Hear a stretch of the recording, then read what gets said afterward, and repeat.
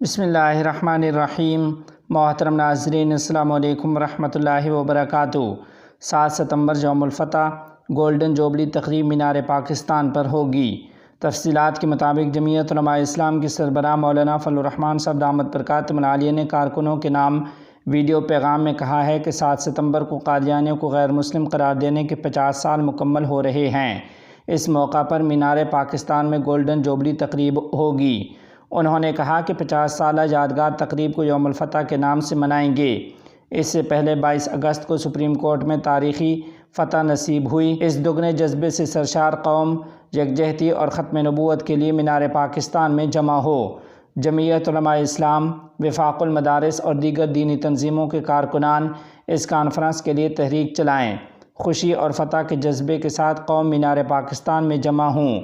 ادھر دوسری جانب جمعیت علماء اسلام کے سربراہ مولانا فضل الرحمان کی جامعہ مدنیہ جدید رائیونڈ آمد ہوئی ہے، جہاں مولانا سید محمود میاں کی زیر صدارت مجلس تحفظ ختم نبوت اور جمعیت علماء اسلام کے رہنماؤں کا اہم اجلاس منعقد ہوا۔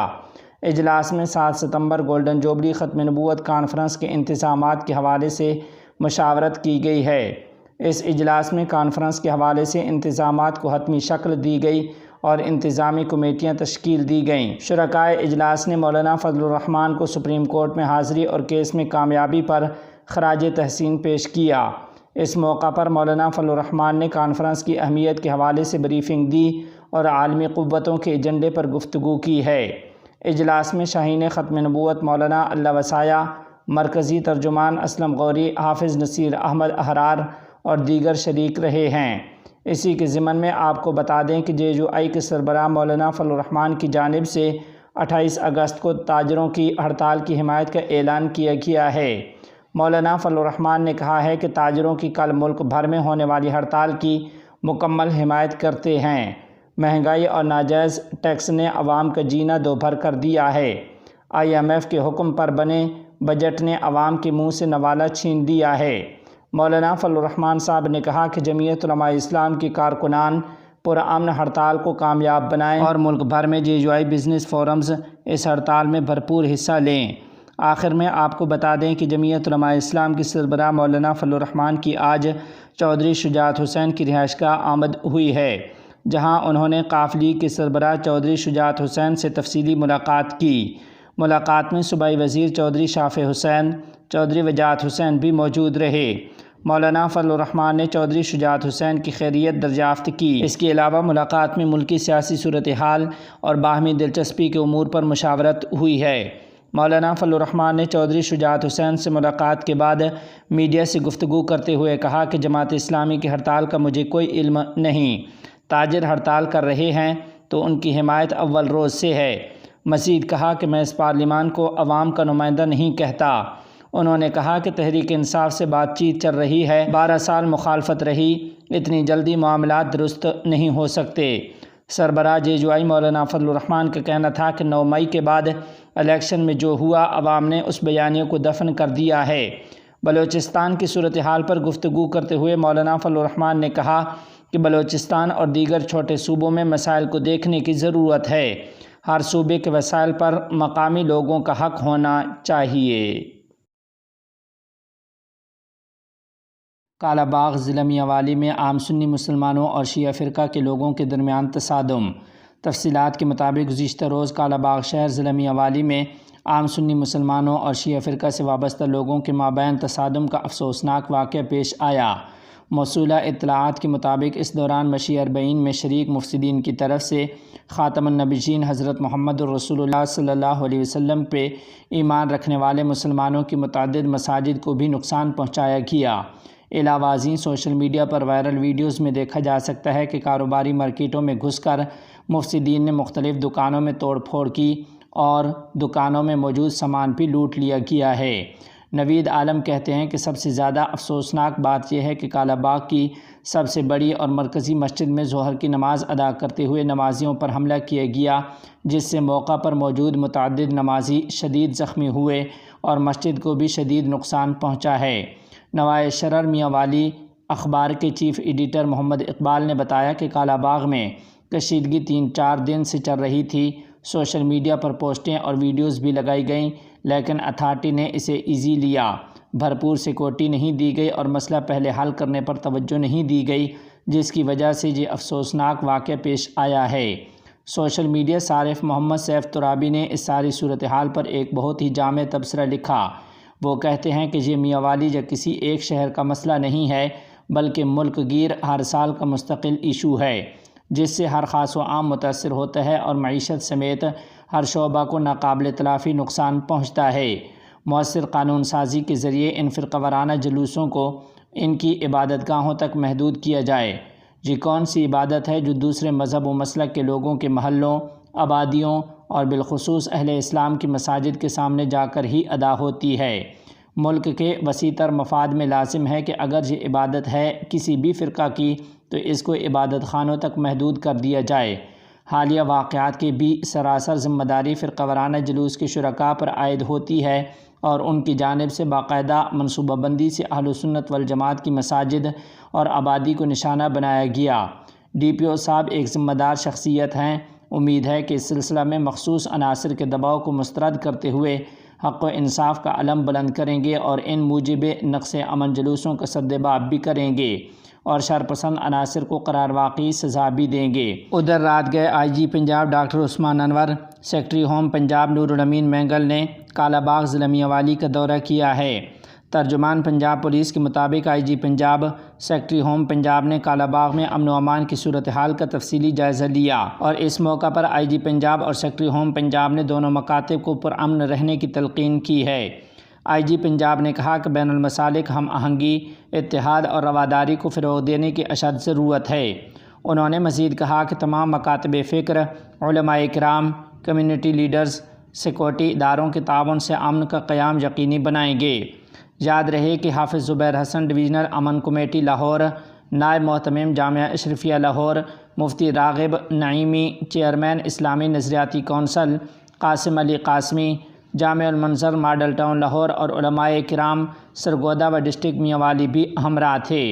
کمشنر سرگودا ملک جہاں زیب Awan, D P O Mianwali Akhtar Farooq, D P O Khushab Tauqeer Muhammad Naeem, S P R I B Azhar Yaqoob سمیت سینئر افسران بھی اس موقع پر آئی جی پنجاب کے ہمراہ تھے۔ ادھر دوسری جانب سنی علماء کونسل اسلام آباد کی طرف سے جاری ایک بیان میں کہا گیا ہے کہ ملک کے مختلف شہروں بالخصوص کالا باغ میاں والی میں مشی 40 جلوسوں کے اسلحہ بردار ٹریننگ یافتہ شرکاء کی طرف سے مساجد و مدارس اور نہتے عوام پر کیے جانے والے حملوں پر مولانا عطا محمد دشانی مختلف مسالک کے علماء کے ہمراہ آج 27 اگست 2024 عیسوی بروز منگل شام 4 بجے جامع مسجد رحمانی آب پارہ اسلام آباد میں اہم پریس کانفرنس کریں گے، جس میں آئندہ کے لائحہ عمل کا اعلان کیا جائے گا۔ ڈی آئی جی اسلام آباد کی لال مسجد آمد۔ تفصیلات کے مطابق گزشتہ روز لال مسجد کی سیکورٹی کے پیش نظر اس کے 4 اطراف کنٹینر رکھ کر راستے بند کر دیے گئے تھے اور چہلم کے جلوس کا روٹ تبدیل کر دیا گیا تھا۔ نماز ظہر کے بعد مولانا عبدالعزیز دارالافتاء میں بیٹھے ہوئے تھے کہ اچانک ڈی آئی جی اسلام آباد لال مسجد دارالافتاء تشریف لائے۔ ان کی آمد بالکل غیر متوقع اور غیر اعلانیہ تھی۔ ڈی آئی جی صاحب نے مصافحہ کے بعد اپنا تعارف کروایا اور بیٹھ گئے۔ چند ہی لمحوں بعد ڈی آئی جی صاحب کہنے لگے کہ آپ لوگوں کا لنگر شاید ابھی تیار نہیں ہوا ہوگا، اور پھر مسکراتے ہوئے کہا کہ آپ لوگ کیا آنے والے مہمانوں کو پانی بھی نہیں پوچھتے؟ اس پر دارالافتاء میں بیٹھے سبھی لوگ مسکرا دیے اور ان کے لیے لیموں، پانی اور فروٹس کا انتظام کیا گیا۔ حال احوال کے بعد ایک مکالمہ شروع ہوا۔ ملکی مسائل پر گفت و شنید ہوئی۔ دونوں افراد نے ملک پاکستان کے حالات پر ایک دوسرے کے سامنے دکھ اور تکلیف کا اظہار کیا۔ علمی گفتگو میں اختلافات کیے۔ ایسا نہیں لگ رہا تھا کہ پولیس افسران روایتی ملاقات کے لیے آئے ہیں۔ دوران گفتگو مولانا عبدالعزیز نے اپنے ایک ملازم کی کہانی سنائی جسے ہنی ٹریپ کر کے گرفتار کیا گیا تھا۔ اس کہانی پر ڈی آئی جی صاحب کا کہا قابل دید تھا۔ لطیف انداز میں گفتگو کے بعد ماحول یکسر تبدیل ہو گیا۔ غیر جانبدارانہ رائے یہ ہے کہ ایسا لگ رہا تھا کہ ہم کسی اور ملک میں بیٹھے ہیں اور یہ کسی ایسی ترقی یافتہ ریاست کے پولیس افسر ہیں جو اپنی قوم سے محبت رکھتے ہیں۔ چونکہ پاکستان میں ایسے بہت کم افراد ہیں جو اہم ترین عہدے پر ہوتے ہوئے بھی اپنی قوم سے عاجزی اور شفقت سے پیش آتے ہوں، اس لیے بہت سوں کے لیے صورتحال بہت غیر متوقع تھی۔ مولانا عبدالعزیز نے بھی ڈی آئی جی صاحب کی خوش اخلاقی کو سراہا۔ بہت سے موضوعات پر ڈی آئی جی اور مولانا عبدالعزیز کا زبردست مکالمہ ہوا۔ کمرے کے دیگر لوگ اس سے مستفید ہوئے، کچھ لوگوں نے اپنی رائے بھی دی۔ گفتگو کے بعد لال مسجد میں حفظ و ناظرہ کی کلاس کے معصوم بچوں کے درمیان غیر روایتی انداز میں بیٹھ گئے اور بچوں سے قرآن پاک کی تلاوت سنی۔ لال مسجد کی چھت میں پانی اور سیم کے اثرات پر فکرمندی ظاہر کی اور پیشکش کی کہ یہ ہم ٹھیک کرواتے ہیں کیونکہ مساجد اللہ کے گھر ہیں۔ اس کے بعد مولانا عبدالعزیز صاحب ڈی آئی جی صاحب کو اپنے کمرے میں لے گئے۔ ڈی آئی جی صاحب نے حیرت کا اظہار کیا کہ اتنی شدید گرمی میں بھی مولانا عبدالعزیز ٹین کے چھت کے نیچے بغیر اے سی کے ایک سادے سے کمرے میں رہتے ہیں۔ اس کے بعد مولانا عبدالعزیز اور ڈی آئی جی نے لنگر سے تندور کی بنی روٹی اور ماش کی دال ایک ہی پلیٹ میں کھائی۔ ڈی آئی جی صاحب نے لال مسجد کے ملازمین کے سامنے کہا کہ کسی کا کوئی مسئلہ ہو میرے دفتر کے دروازے کھلے ہیں۔ آخر میں مولانا عبدالعزیز صاحب ڈی آئی جی صاحب کو لال مسجد کے دروازے تک رخصت کرنے گئے۔ رخصت کرنے کے بعد مولانا عبدالعزیز فرمانے لگے کہ یہاں کئی افسران آئے گئے ہیں لیکن یہ صاحب بہت اچھے اخلاق کے مالک ہیں۔ سلمان غازی کہتے ہیں کہ میری رائے ہے کہ ڈی آئی جی صاحب اپنے حسن اخلاق اور گفتگو سے مولانا عبدالعزیز سمیت لال مسجد کے دیگر ملازمین کو ایک اچھا میسج دے کر گئے ہیں۔ پاکستان کے تمام افسران کو اپنی قوم اور وطن کے تمام لوگوں کے ساتھ انتہائی شفقت سے پیش آنا چاہیے، ان کے مسائل کو سننا چاہیے۔ پریشان حال لوگوں کی اگر بات ہی کوئی تسلی سے سن لے تو ان کی آدھی پریشانی ختم ہو جاتی ہے۔ ایسے خوش اخلاق افسران اس ملک کا سرمایہ ہیں۔ پاکستان کے تمام علاقوں میں جہاں لوگ پریشانی اور مسائل کا شکار ہیں وہاں ایسے افسران ان کے لیے ایک مرہم سے کم نہیں۔ اللہ تعالیٰ پاکستان کو خوشحالی اور امن کا گہوارہ بنائے اور اس کی فضاؤں کو اللہ کی نازل کردہ شریعت کی خوشبوؤں سے مہکا دے۔ مسجد اقصیٰ کے احاطے میں یہودی عبادت گاہ کا اسرائیلی بیان، افغانستان حکومت کی مذمت۔ تفصیلات کے مطابق اسرائیلی حکام کی جانب سے مسجد اقصیٰ میں یہودی عبادت گاہ کی تعمیر کے حوالے سے امارت اسلامیہ افغانستان نے ایک اعلامیہ جاری کرتے ہوئے کہا ہے کہ امارت اسلامیہ افغانستان صہیونی انتظامیہ کے حکام کے ان بیانات کی شدید مذمت کرتی ہے جس میں کہا گیا تھا کہ وہ مسجد اقصیٰ کے اندر یہودی عبادت گاہ تعمیر کریں گے۔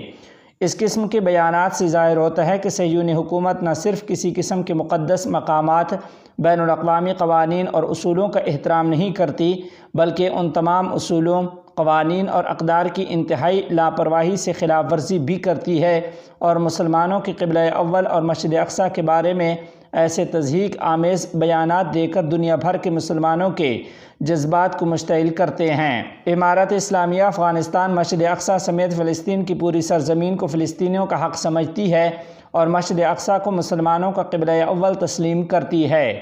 مسجد اقصیٰ پر اسرائیلی غاصب انتظامیہ کا قبضہ غیر قانونی اور مسلمہ واقعات کے خلاف عمل ہے۔ اعلامیہ میں کہا گیا ہے کہ ہم ایک بار پھر عالم اسلام کے حکمرانوں اور دنیا کے ممالک اور تنظیموں سے مطالبہ کرتے ہیں کہ وہ فلسطین پر غاصب صہیونی انتظامیہ کی ظالمانہ اور وحشیانہ جارحیت کے خلاف ڈٹ جائیں اور غزہ میں جاری نسل کشی اور انسانی جرائم کو رکوائیں اور غاصب اسرائیلی حکام کو بھی ایسے غیر ذمہ دارانہ بیانات سے باز رکھیں۔